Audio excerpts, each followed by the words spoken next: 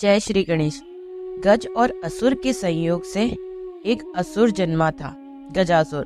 उसका मुख गज जैसा होने के कारण उसे गजासुर कहा जाने लगा। गजासुर शिवजी का बड़ा भक्त था और शिवजी के बिना अपनी कल्पना भी नहीं कर सकता था।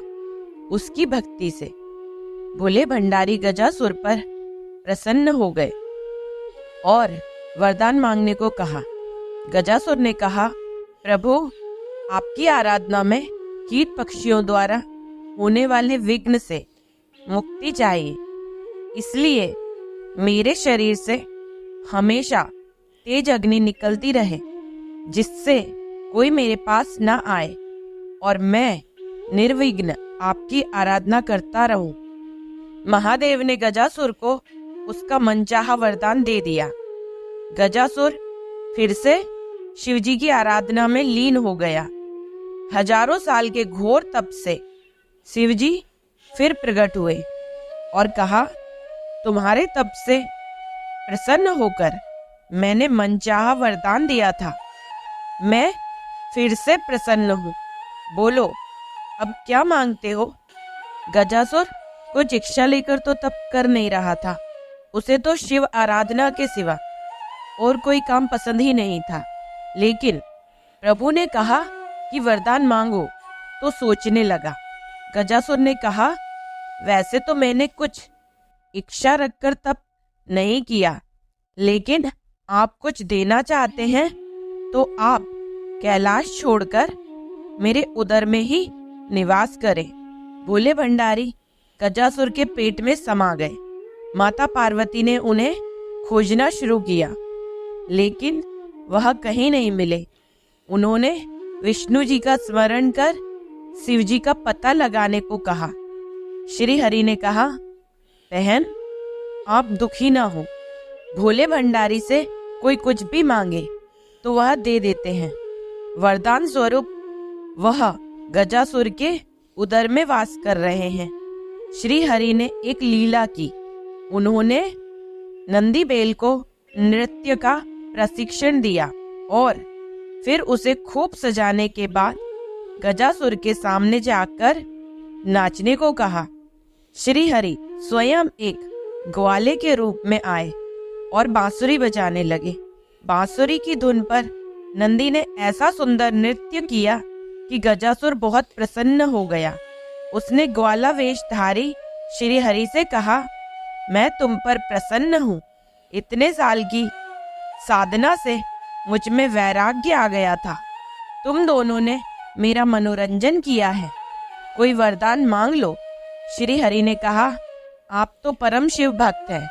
शिव जी की कृपा से ऐसी कोई चीज नहीं है जो आप हमें न दे सके, किंतु मांगते हुए संकोच होता है कि कहीं आप मना न कर दें। श्री हरि के द्वारा की गई प्रशंसा से गजासुर स्वयं को ईश्वर तुल्य ही समझने लगा था।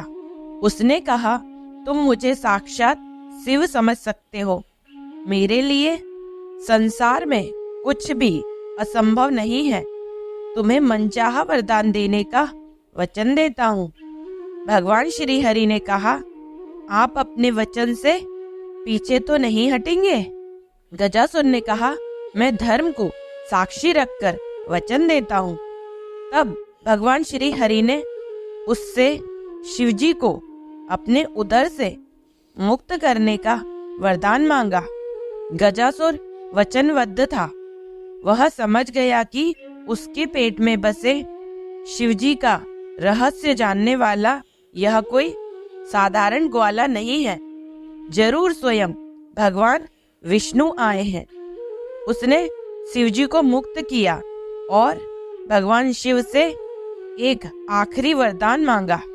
उसने कहा, प्रभु, आपको उदर में लेने के पीछे किसी का अहित करने की मेरी कोई मंशा नहीं थी।